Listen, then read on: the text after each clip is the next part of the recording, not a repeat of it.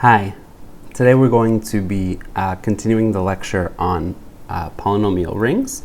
We'll finish off the last section in Herstein by talking about what a Euclidean ring is, and then we'll jump into the following section, which focuses on the ring of polynomials with rational coefficients. And we'll prove Gauss's lemma and Eisenstein's criterion, which are both really powerful tools for demonstrating when polynomials can or cannot be factored. Okay, so first, Euclidean rings. A Euclidean ring is an integral domain such that there exists a function d from R, the ring that you're interested in. Just put that in here.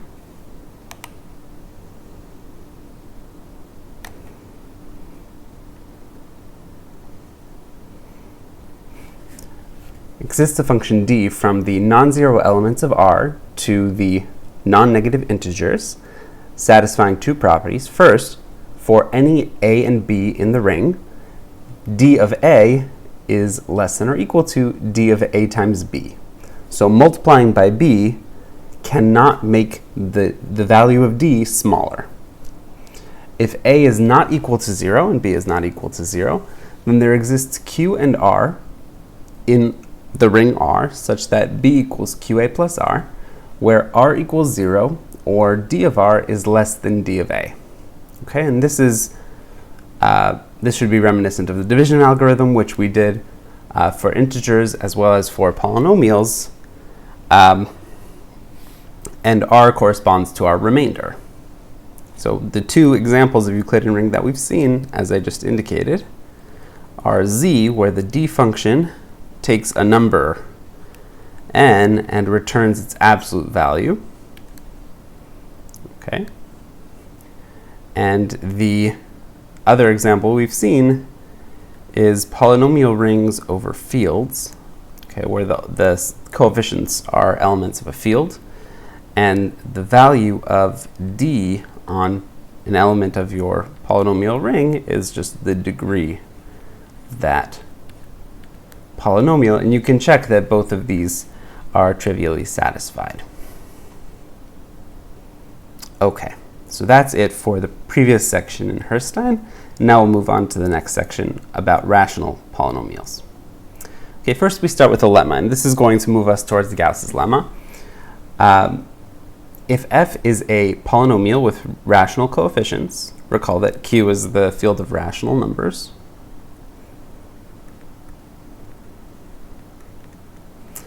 then f of x is equal to u over m times a0 x to the n plus a1 x to the n minus 1 plus up to a n. Okay, and I don't love the notation where the index doesn't match the exponent, but that's the one that Herstein chooses, so we'll stick with it. Where ai, the set of all ai are integers, and they share no divisor greater than 1. And GCD of u and m, the numerator and denominator of this fraction, is 1.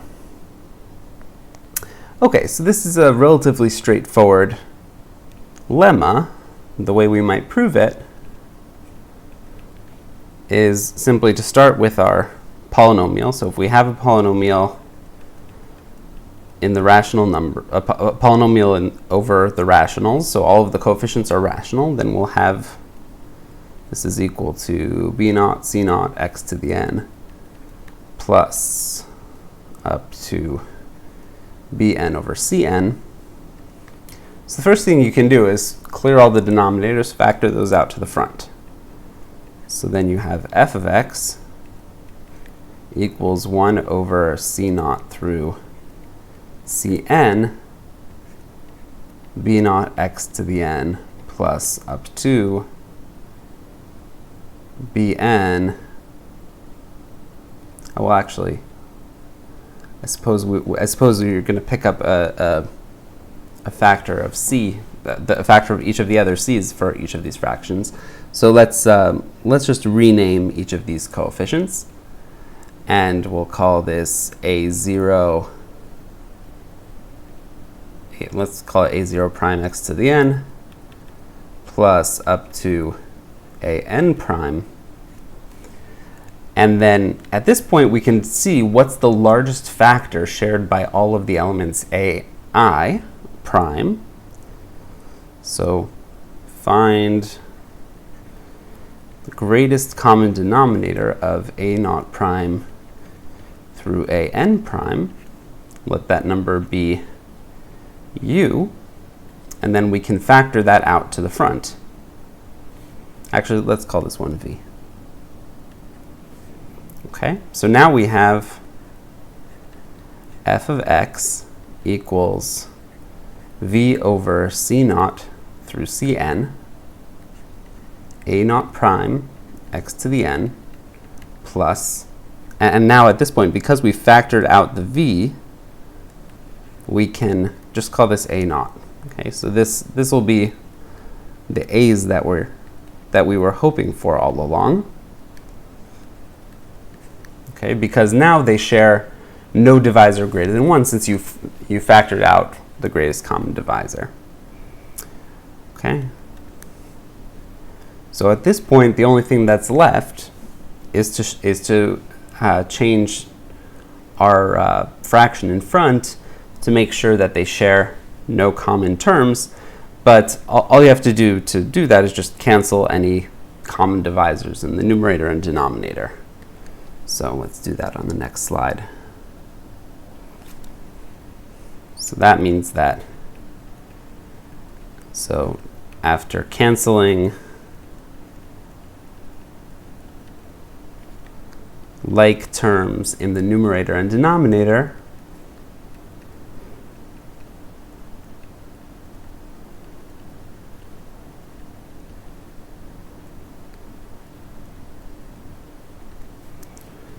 we have f of x equals u over m times a naught x to the n plus up to a n, satisfying our requirements. Okay? So this was a relatively straightforward lemma to prove. Okay. And for Gauss's lemma, we're going to need one more lemma, and that's this one regarding quotient rings. So if R is a ring and I is an ideal in the ring, then the polynomial ring I adjoin X, and you can just think about this as polynomials with coefficients in I, much the same way as you define R adjoin X.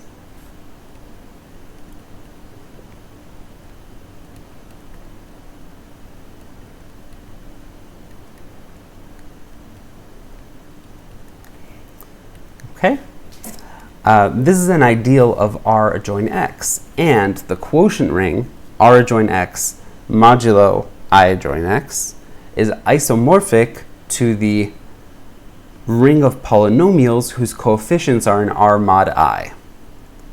Okay, so let me clarify that as well. Polynomials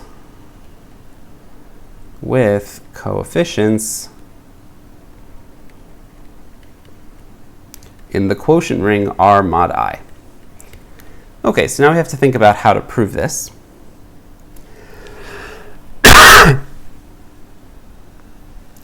So, in terms of the proof,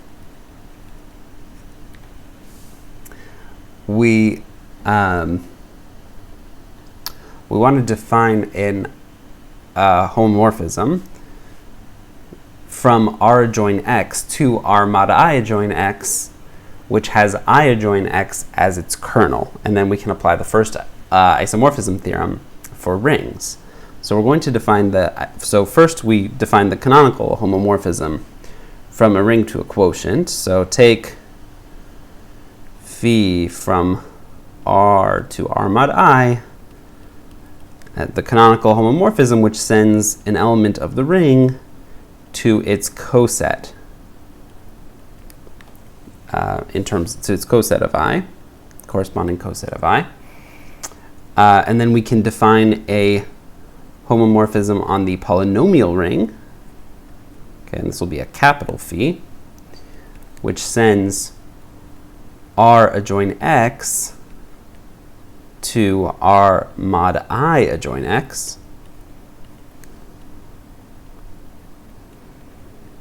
And the way that this will work is it just takes a polynomial whose coefficients look like this, up to an, and it just leaves the x's alone and applies little phi to each of the coefficients. So you get phi of a naught x to the n plus up to phi of a n. Okay, so now let's consider what the kernel of big phi is. So suppose phi of f equals 0, where f is some element of R adjoin X.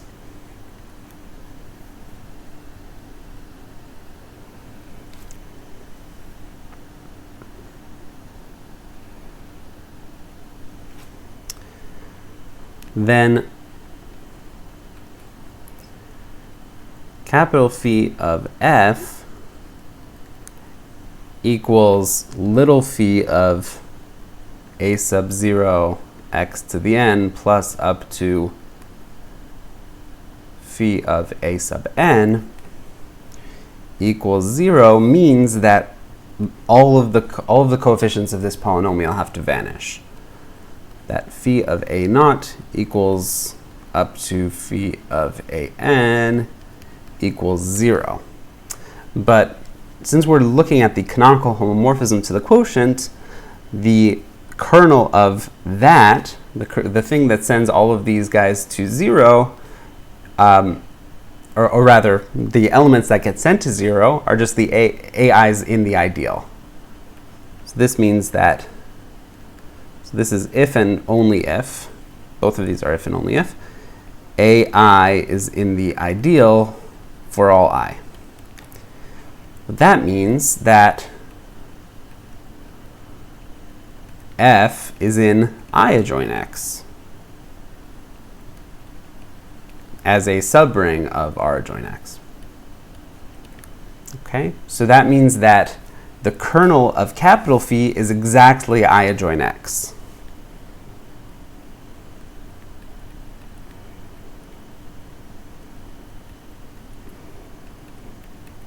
And then by the first isomorphism theorem,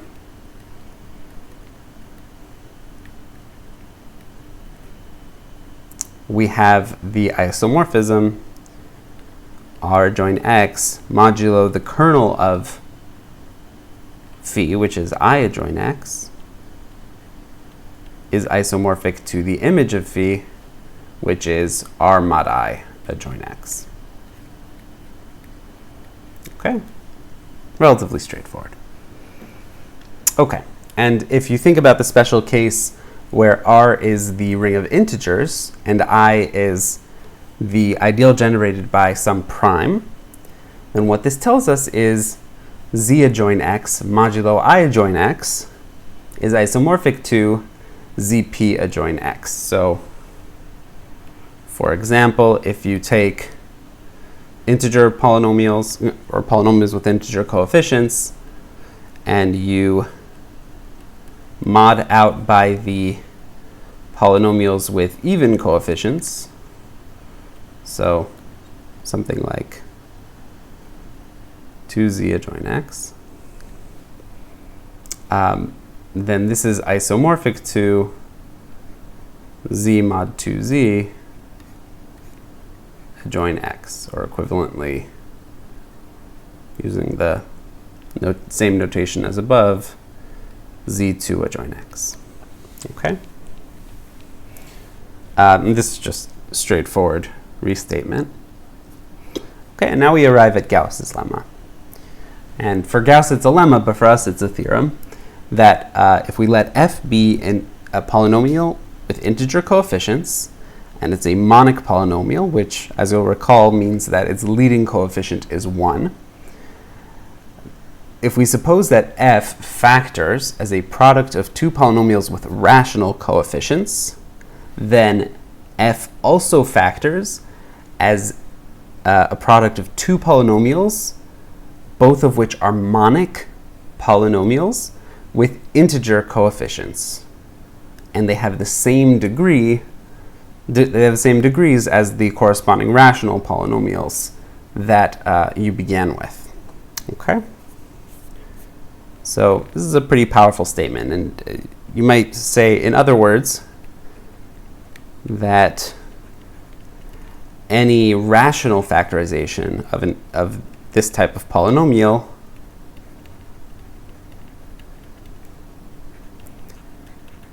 is secretly an integer factorization. And in particular, if you don't have any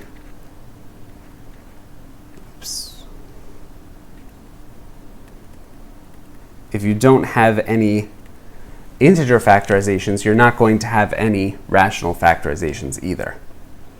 So let's prove Gauss's lemma. So we're going to start by assuming that we have this factorization. Okay, so we know that this is monic and has integer coefficients, and on this side we have two polynomials that have rational coefficients. Okay, and so we use the first lemma that we proved, which states that we can turn each of these rational polynomials into products of a fraction times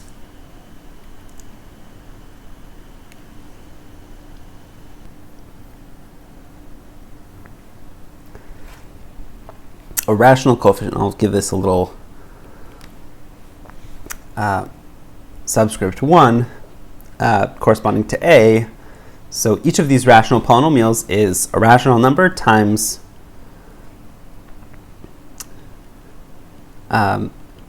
an integer polynomial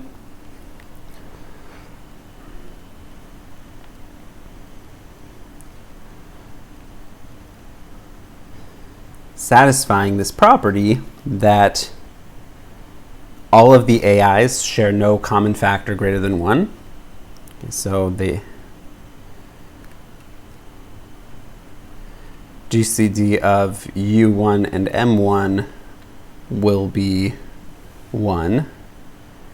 Similarly for U2 and M2,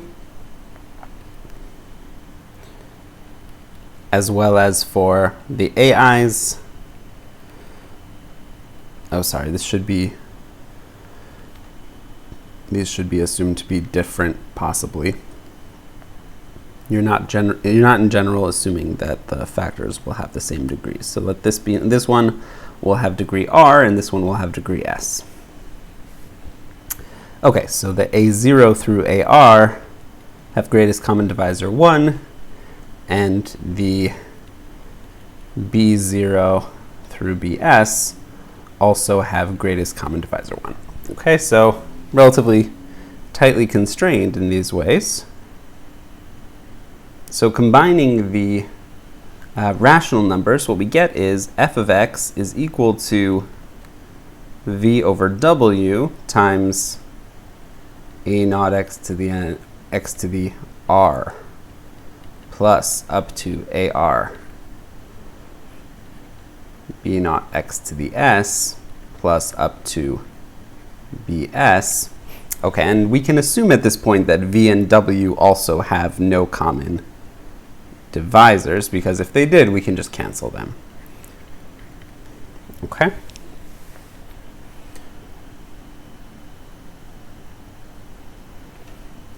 So we have this equation, which I'm going to borrow for the next page. Oops.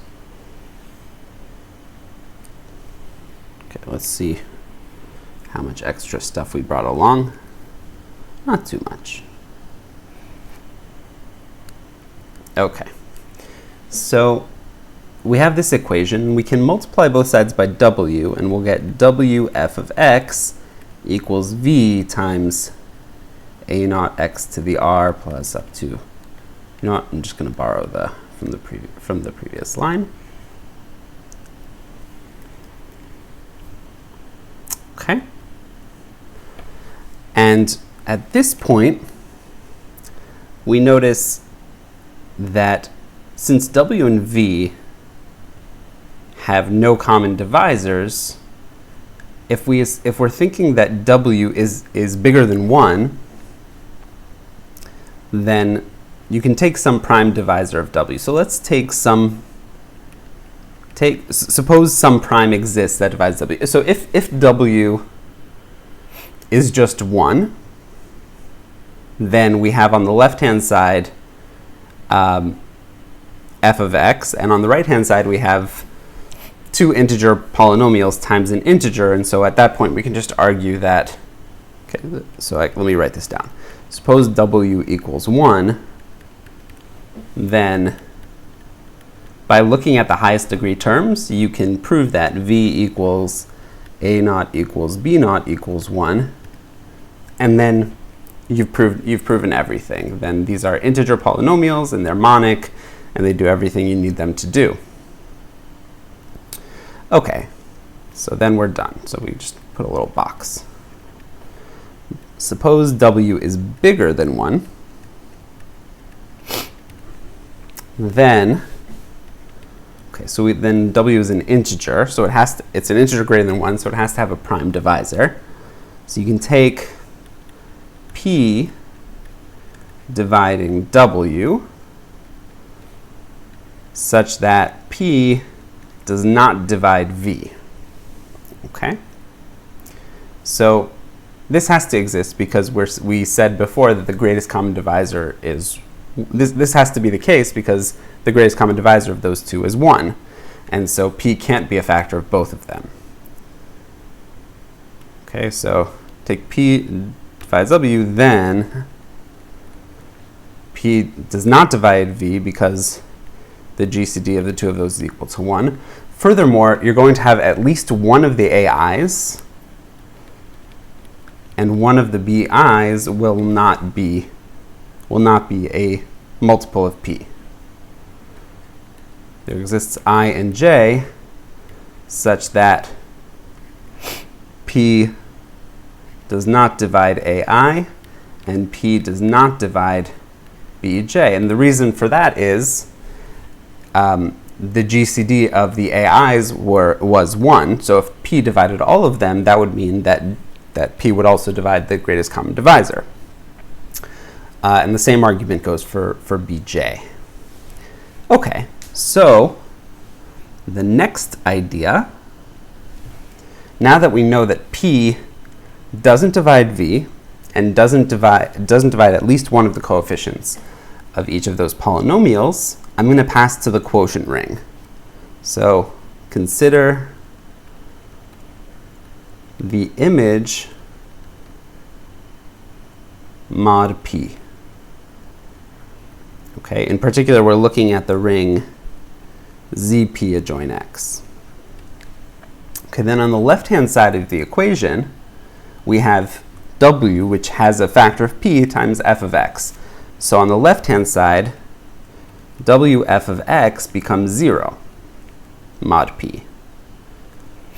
And on the right-hand side, we have V times this A polynomial times this B polynomial, which we've just shown none of those goes to 0. So V does not go to 0. So it goes to something which is not equal to 0. And similarly, A naught x to the r up to AR and B naught x to the s up to BS, neither of these can go to 0 either. So these are each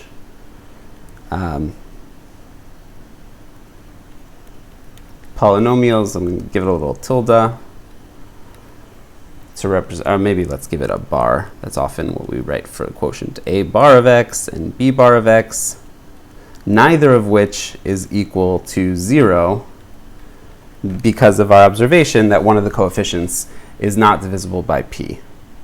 So this implies 0 equals k times A bar of x times B bar of x, but Zp of x, Zp adjoint x, is an integral domain, which means that you're not supposed to have non-zero things multiplying to 0. So this affords us a contradiction, and it tells us that w must in fact be 1. And so our Gauss's lemma is proved. Okay. So that's Gauss's lemma. Again, we're saying that anytime you can factor a polynomial, an integer polynomial, a monic integer polynomial, into two rational polynomials, you can also factor it into integer polynomials. Okay? Our next result that we want to prove is called Eisenstein's criterion. And it's as follows. If we let f of x be x to the n plus a1 x to the n minus 1 plus up to an. Okay, so note that this first coefficient is 1. It's monic. If we let this be a non-constant polynomial, so we're ruling out the case where n equals 0, such that the prime p divides ai for all I, but p squared does not divide an, then f of x is irreducible in Q adjoint x. Okay? So if you have something that looks like x to the n plus p x to the n minus 1 plus etc. plus px plus p, this must be irreducible because you don't have the p squared. So this needs to be p squared.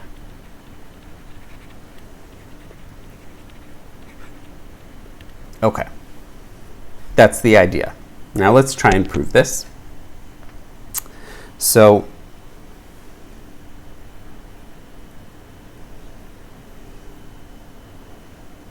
we have this polynomial,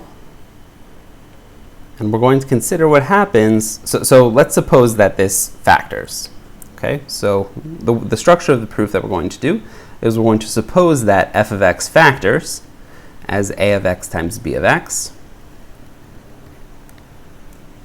And then we're also going to suppose that all of the ai's, so, and a1 through an have a factor of p, okay? Or let's say it like this, p divides a1 through an, then we'll show, so we want to prove that p squared must divide an, okay? And so if, on the other hand, you know that p squared does not divide an, that tells you that one of these assumptions must be wrong. And since it's easy enough to see if a prime p divides all of your coefficients, that must mean that f of x does not factor. Okay. So we're going to look at how f of x behaves when you send it to the quotient ring. So consider sending, or rather the image of f of x in Zp adjoint x. Okay? Then f bar of x is just x to the n. Everything else vanishes because there's a factor of p in all of the other coefficients. Okay? So in terms of a of x and b of x, if this factors, that means that, well, anything that factors, any factor of x to the n is of the form x to some power. So that means that a of x will just be a bar of x, meaning the image in the quotient ring. So let's remind ourselves this is all modulo p. A bar of x will be congruent to x to the r modulo p, and b bar of x will be congruent to x to the n minus r mod p, right? Just whatever's left over. So what does that mean for a of x and b of x? Well, this means that a of x is equal to x to the r plus p times some polynomial. Let's call it g of x. And similarly, b of x must be equal to x to the n minus r plus p h of x. Okay? Right, because you need that second part to vanish when you pass to the quotient ring. Okay, well, if f of x is equal to x to the r plus p g of x times x to the n minus r plus p h of x, let's multiply out, right? Let's FOIL. So we have x to the r times x to the n minus r is x to the n plus p x to the n minus r g of x plus x to the r h of x plus p squared g of x h of x. Okay? Now, if you consider that x to the r and x to the n minus r are both powers of x, and we just have to confirm that they're powers of x higher than just x to the 0 equals 1.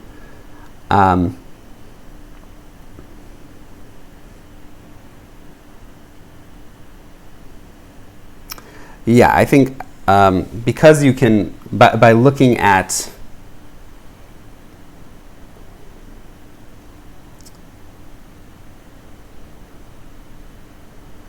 so since, yeah, I guess you need to apply Gauss's lemma here, and I should have done that earlier, but so Gauss's lemma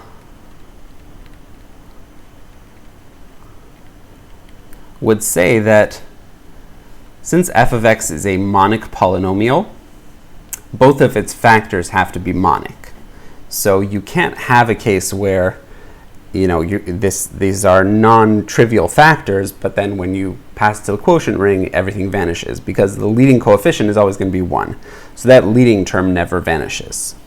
So the Gauss's lemma implies that both r and n minus r are at least 1.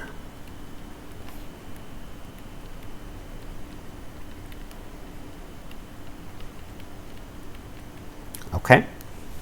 And that tells us that the only place where you'll find a constant term is in this expression. And so that means that p squared is going to have to divide a sub n. And that's why if p squared does not divide a sub n, you can be confident that your polynomial does not factor. And that's Eisenstein's criterion. So let's take a look at some cases, seeing some cases where we can apply Eisenstein's criterion to a polynomial.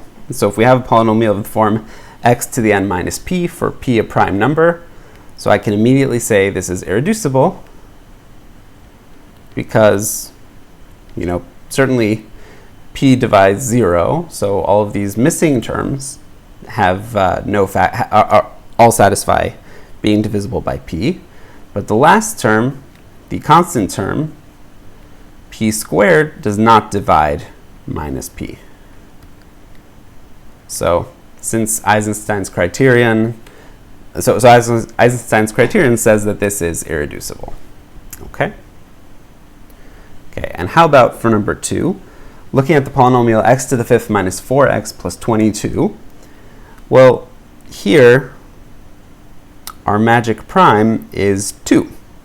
So take p equals 2, then we can see, except for the leading coefficient, 2 divides 0, minus 4, and 22. So that's all of the coefficients that we have in this polynomial. But 2 squared does not divide 22, right? 22 is 2 times 11. There's no factor of 4.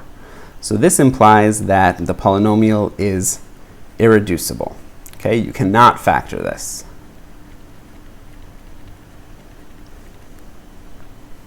How about x to the 11th minus 6x to the 4th plus 12x minus 6? So here, you can actually take p equals 2 or p equals 3.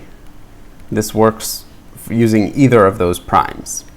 So you'll have, 2 divides all of these, but 4 does not divide minus 6. Meanwhile, 3 divides all of them, but 9 does not divide minus 6. Okay, so 2 squared does not divide minus 6, and 3 squared does not divide minus 6. So that implies irreducible. Okay. Now we're looking at the polynomial 5x to the 4th minus 7x plus 7. And you might immediately object, wait a second, this is not monic. This is not a monic polynomial. So I can't apply Eisenstein's criterion.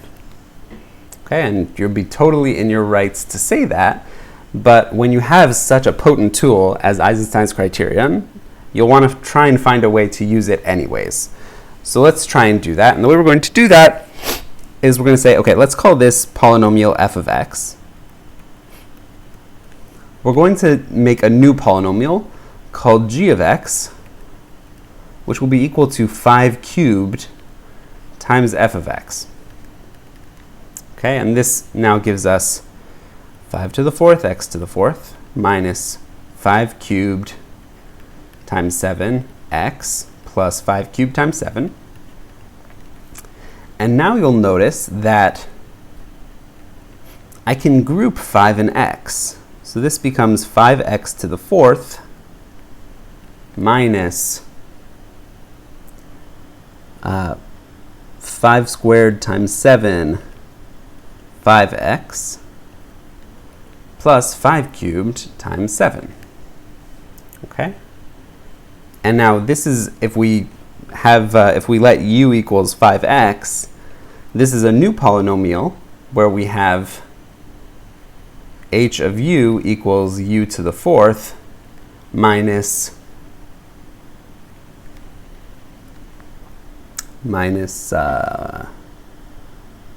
5 squared times 7u plus 5 cubed times 7.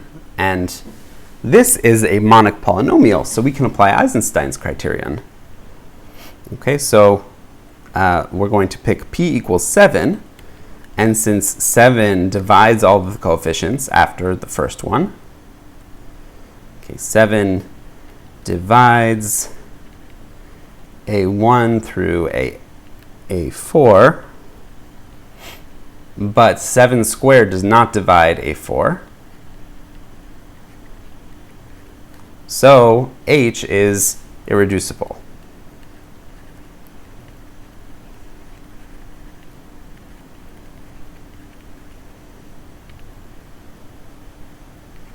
Okay. Well, and this is of course by Eisenstein's criterion, but then how do you translate that into a statement about f?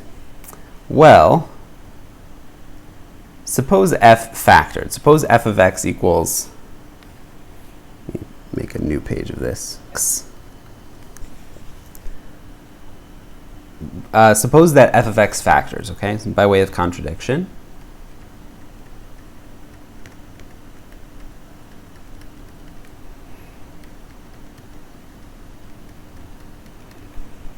Then, well, g of x was defined by taking 5 cubed and multiplying it by f of x. So by the same token, you can just multiply on both sides of this equation, and you find that g of x also factors. All right, and you can just lump the 5 cubed into one of these factors, and now g of x is also a reducible polynomial. Okay, so if f of x factors, g of x also factors. Well, h of x, or rather h of u, was defined so that h of 5x equals g of x, which equals 5 cubed a of x times b of x. Well, then I can just plug in a different variable. So let's say u over 5, and this becomes h of u equals 5 cubed times a of u over 5, b of u over 5, and this is still a perfectly legitimate factorization into rational polynomials. Okay, now we're no longer in integer polynomial land, but these are perfectly legitimate rational polynomials. And so what this tells us is if f of x factors, then so does h. So the fact that h is irreducible tells us that f must also be irreducible. Okay, so the conclusion, h irreducible implies f irreducible. Okay. Let's see another example, and I believe this is our last one. This is x to the fourth plus x cubed plus x squared plus x plus 1. Okay, so it's a really easy to define polynomial, but looking at this you might be confused as to how Eisenstein's criterion might apply. Okay, because looking at it, since every coefficient is 1, no prime divides any of them. Well, we solve this problem, again, we'll let this be denoted by f of x.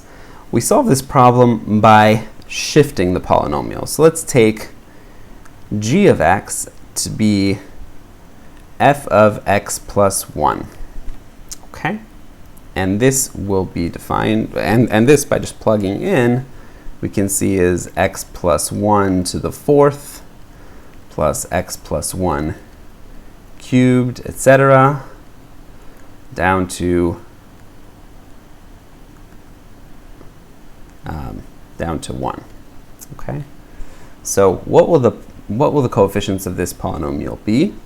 Well, you'll get x to the fourth in the first place. Okay, so it's still a monic polynomial. But now for the x cubed term, you get 4 from the first power of x plus 1, and you get 1 from the second one, so you get 5. It's 5x cubed. How about x squared? Well, we get 6 from the first one, 3 from the second one, and 1 from the third one, so that's 10. 10x squared. How about x? Well, then we get 4 plus 3 plus 2 plus 1. So that gives us another coefficient of 10. And then in terms of the final, the constant term of this polynomial, well, not hard to see that each of these has 1 as the constant term. So we get 5 total. So we end up with x to the fourth plus 5x cubed plus 10x squared plus 10x plus 5. Okay, here it's easy to see that you can apply Eisenstein's criterion with p equals 5. Since 5 squared does not divide the constant term, this means the polynomial is irreducible.